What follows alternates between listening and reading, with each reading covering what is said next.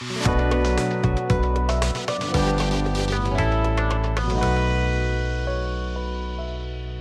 to the Art of Semi-Fiction. I am Robynne Miller. And I'm Jane Daly. And we're going to kind of continue our conversation today about memoir. If you remember our first conversation a couple episodes ago, we were talking about it, and somehow almost all the examples we seem to have come up with were of rather dark, very sad, sad topics. Sad. And the truth is, a lot of what is written is triggered by traumatic events. So it wasn't that we just are very dark people who just happen to choose those things to write about and read. The reality is, you see a lot of memoir on very hard topics, and those hard topics usually aren't, how I learned to tie my shoes. They tend to be a little bit more about a really catastrophic event and how they survived it, what they learned from it, how they navigated it. So, but we wanted to come back because that painted a slightly darker picture. We kind of did. A little bit. I think I even shed a tear. Maybe. And I'm wondering if, our children were watching that thinking, what do these people read? Do they, do they sad, scary lives if all you're writing about is the loss and abuse and whatever else? Because the reality is, memoir isn't an inherently dark, creative nonfiction, personal narrative, narrative nonfiction, all the terms we've been talking about, that's not just a topic meant for ugliness and hard things. That is correct, yes. So, I mentioned I'm working on a book. It's called Why Are My Eyebrows Growing Out of My Chin? It is a humorous look at aging for women 55 to 75. And that's not going to be just a how to do it book. How to grow aging with grace. No, it's funny. It's going to be funny. I've just the table of contents kind of made me need depends or something. I don't know.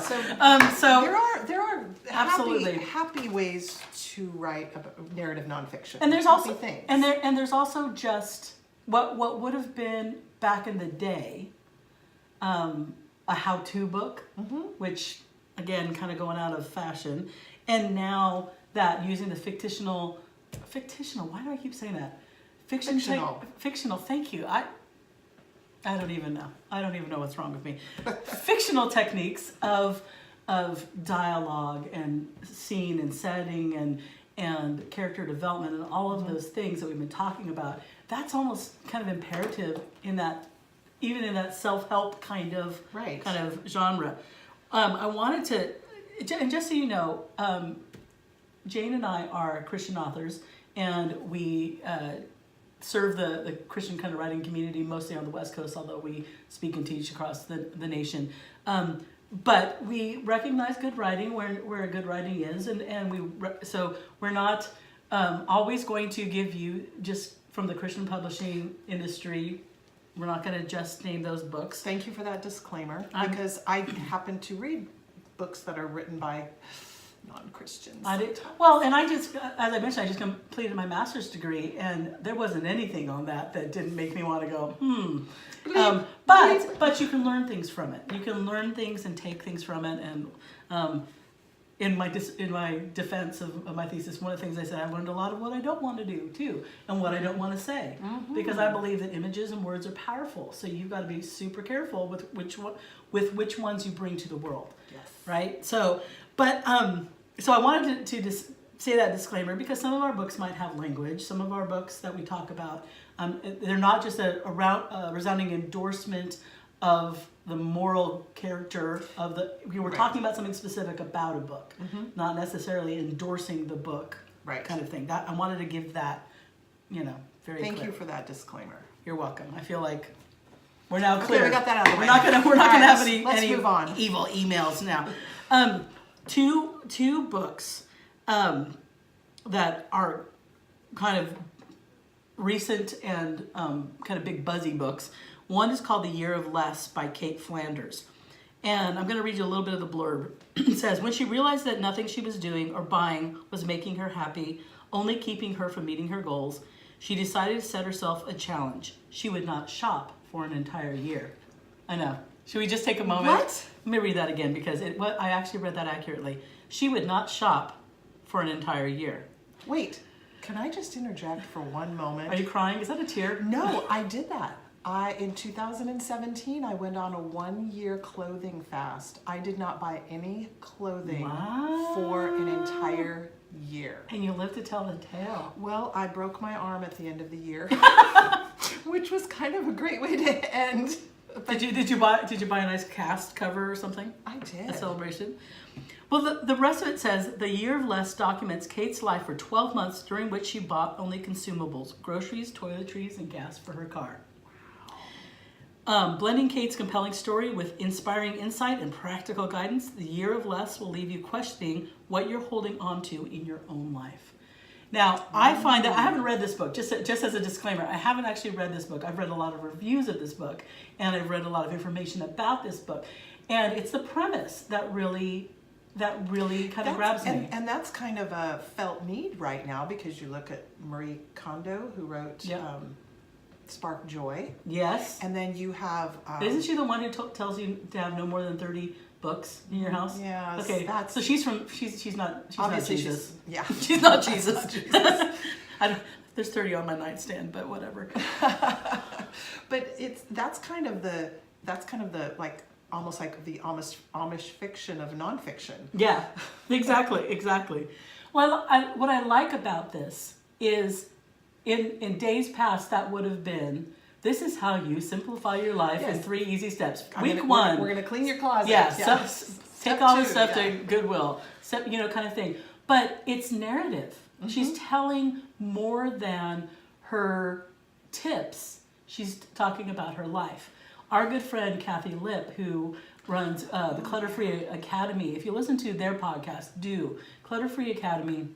It's Michelle Cushatt and Kathi Lipp.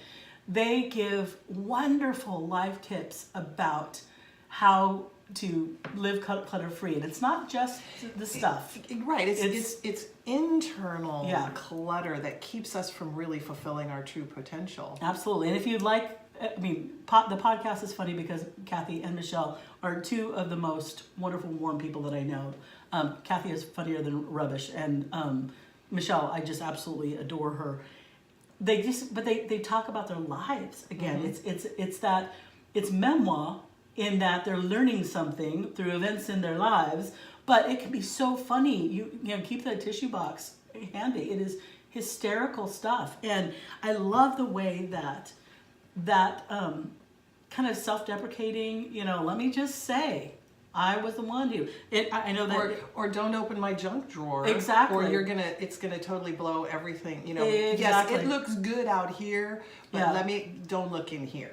Once I read some article somewhere that if you ever watched Friends, which of course totally not Jesus, but if you ever watched an episode, I might back have in the seen day, an episode back in the day. I will neither confirm nor deny. Nor deny it. But there was an episode where Monica is the neat freak and cleaning is her everything, her addiction, and Chandler finds out she's got a closet that's just absolutely full of junk, and she does everything to keep him from looking in it, and once he does, she can't even kind of breathe. And I think that being able to say your stuff, own it. I tell all my kids, all 4 of my kids, if you keep something in the dark, that's where Satan operates. Once you bring it into the light, it has no more power. There's no more power. And the fact is, we are covered by the grace of Jesus. So we don't need to worry about, we make mistakes. We're going to do stupid things. We're all going to have our closets. But if we bring it into the light and say, that's me. That's what I do. One of the things I do is I eat the chocolate. If I eat a Twix candy bar, I eat the chocolate around the edges, then the caramel. I know, Jane, this is one who are not looking at the video podcast. If you saw Jane's face right now, you know that we're probably not going to be friends. But then I eat the caramel, and then I eat the shortbread cookie last. My British husband, it's like almost grounds up for divorce. He just doesn't get that. I don't know why I've always done it that way, but that is the way I do it. I don't have a problem saying that. Well, actually, now I do, because I think I've lost a friend. Okay, but, let me just, I know this is not part of writing. However, when I used to eat Hostess cupcakes, the whole top of the frosting comes in one little thing. So you eat the frosting first, then you cut it in half and you suck out the filling. Okay, so I don't know where that look came from when I was talking about eating the Twix. Well, because it's a Twix. But it's a cupcake that you're just like sucking out the innards of. That's, come on. But the thing is, we have our things, right? And they're funny. And if we can talk about, I could turn this totally into from laughing about the Twix thing to where that started. And that's not actually a pretty place where it started. Where I started doing that. And I can't eat a Twix normally in public. That's the compromise with my husband, and that's why we've been married for 23 years. So, but the reality is that there are life lessons that if we don't have some humor, some kind of, this is the mistakes I made, this is who I am, these are my quirks, then we have, I mentioned that person that when I read sometimes when I read Christian kind of how-to or self-help kind of books, I can't even get past the first chapter because you get that kind of, I have never sinned. I have never done anything wrong. I know all the, I've come so far, and let me just tell you how to do it. Yeah, let me bestow my wisdom. And with all due respect, I hope there are people like that in the world because my life has been messy. I haven't always been the person I want to be. I'm not always the mom. I'm not always the friend. I'm not always everything. I'm moving from glory to glory, people. I'm hoping I'm going in a great trajectory. But the fact is, I did not start at the finish line. And so when you see books when people are willing to let you in, like Kate Flanders is for The Year of Less, she's talking. Full disclosure. My sister. I mean, she says, I thought that stuff filled my emptiness. Mm-hmm. She's saying, she racked up. She tells the exact amount of debt. She talks about her sucking, stuff out of the cupcakes like you did. I mean, she gives us those details. Mm-hmm. That makes us go, oh my gosh. Well, just what happened. I tell you my weird thing about Twix, and you're like, let me tell you about my weird thing about the cupcakes, right? That's how it happens when you write memoir, that you're allowing people in, where you're having some sort of connection. It doesn't always have to be tragic. No. And even in the things that we're writing about that are difficult, if we include a little bit of humor, it helps the person who's coming alongside and reading it go, oh yeah, okay. It helps to have a break. Well, and because some things are funny. Absolutely, and it doesn't. I think that back in the day, I say a lot of that. I feel old now. Gotta stop saying back in the day. Old.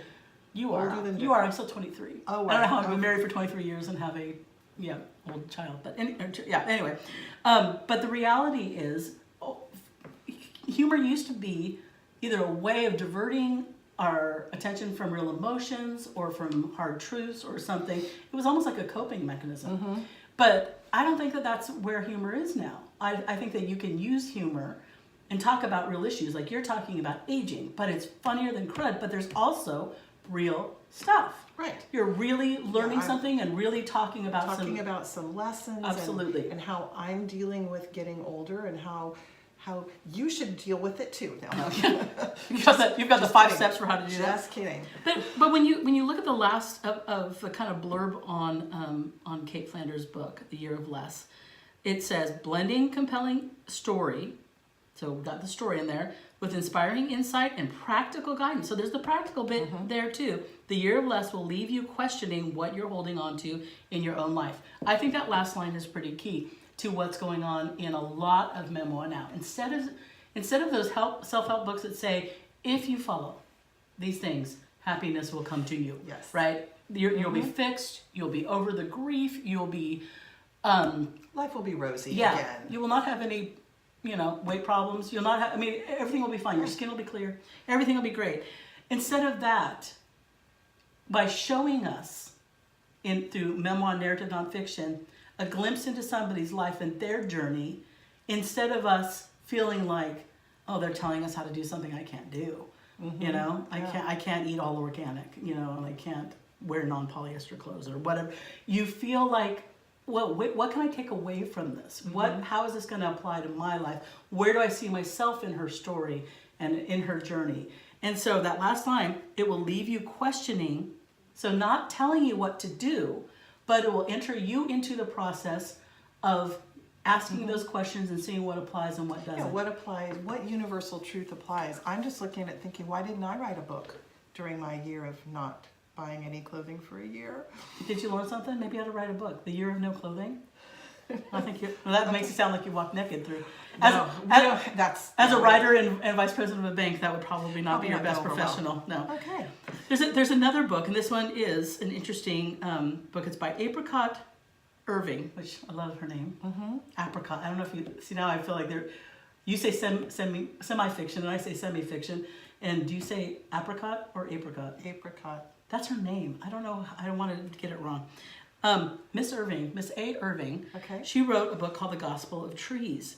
And it is, her family were missionaries in Haiti. And it's all about, that's a very difficult culture. And it's all about the whole thing, the whole issues. But instead of saying we were missionaries and we were a perfect family and we, everything was fine and we did good in the world, it's exposing. It's really honest and really, really raw. But it's another way of telling a story of saying, I'm giving you a unique experience because not everybody lives in another culture. Goes to Haiti. Right? Not everybody lives in a missionary family either, Not everybody has that kind of to live up to. So she's got all these complex things going on. Another culture, a particular job, the weight of it being, Christian missionaries, the fact that family dynamics, I don't care where you live, you're going to have parents with foibles and siblings with foibles, and you're going to have foibles. And so that's a really layered one where there's so many issues that she's talking about. Yeah, there's the food, there's the different environment, the weather. It will impact every area of your life. Yeah. And I think and that's not to say that this is not like an inciting incident where there's a devastating event, as we talked about in a previous podcast. This is a story of a period of time, and I'm sure that she offers hope. Oh yeah, but one of the things that in the blurb about this book, it says, told against the backdrop of Haiti's long history of intervention. So that already is just fraught with an interesting premise, because Haiti has had a lot of other other cultures, other countries coming in to say, let me fix you, let me show you how to do it, which of course is a problem right there. So told against the backdrop of Haiti's long history of intervention, often unwelcome, it grapples with the complicated legacy of those who wish to improve the world. So I love that line because it is a complicated legacy of those who wish to improve the world. So there were good motives there. So she's not saying, the boogeyman came in and some bad thing happened and we're dealing with the aftermath.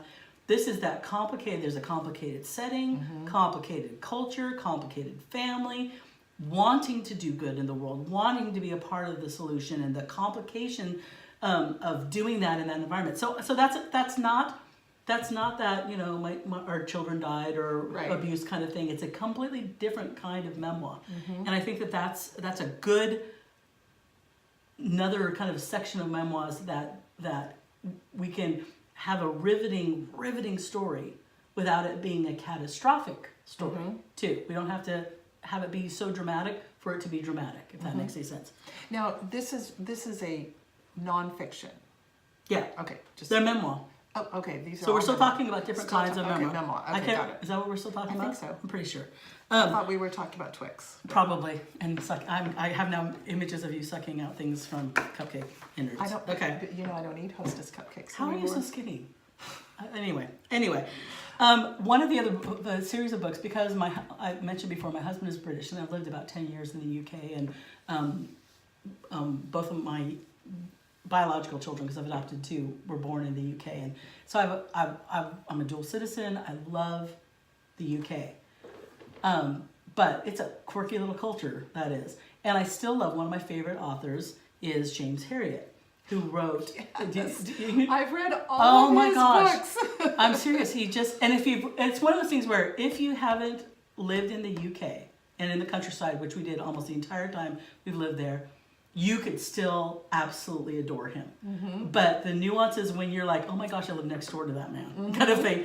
It's wonderful writing, and it's a story of a vet who's living in Yorkshire, and he is just basically recounting the community and the culture that he is in. And they are funny. Hysterical. It's all funny. There isn't one, even when there are some hard things that kind of creep in and things, there's never a moment one chapter where I don't laugh. Talk about a master storyteller. He Yes. is a master storyteller. And you think that somebody who's basically telling the same kinds of stories in that going out to somebody's farm and something weird's happening. Going out to somebody else's farm, something weird's happening.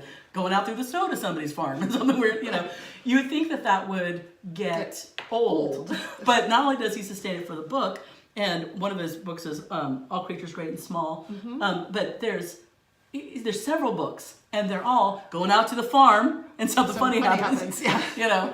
And I love that he can give us a glimpse. Now you could say it's entertaining, it's light entertainment, some people will just laugh, but he gives us such a glimpse of the culture, the time, the climate, the complexity of relationships and small community. I mean, there's so much there that's underneath the chortling and the guffawing that we do. It's like we're peeking over his shoulder to get this glimpse into a culture that I'll never experience. Yeah. And I think that's, again, his choice, his method of memoir is through what really are almost standalone personal narrative pieces. You could take almost any chapter out, put it in a magazine, and it's hysterical. It's like little there's through threads, but for the most part, they're pretty self-contained stories. That's a completely different kind of thing than a lot of memoirs are doing now, today, where it's a little bit more linear, a little bit more cohesive. But the point that we're talking about is that telling a personal story, however you do it, whether it's through memoir, personal narrative, essays, whatever you're doing, chicken soup for the soul, it doesn't have to be about something difficult. A tragedy, yeah. Yeah, you can give us powerful, connecting, relational stories that just make us laugh, that are part of healing, that are part of hope, that are part of, I don't know if I want to not buy anything for 12 months, but what a wonderful glimpse into her life. I actually now want to read this book to see what made her make such an interesting kind of decision and what she got out of it. Those two things are I actually want to read The Year of Less. So maybe I'll do that and we'll do a little book report on it. There you go. Review. We'll do a book review. All right, so just to underline that point, memoir does not have to be about something difficult or dramatic. It just has to be about something where you're learning something, you're growing in some way. It's about something that changes you as a person. Right. And it can be funnier than crud. Yep. Right? Absolutely. All right. Well, you've been listening to The Art of Semi-Fiction. I am Robynne Miller. And I'm Jane Daly. Where we explore every corner of the written word. Please, please, please subscribe, share, and we'll see you on the next episode. Thank you for listening.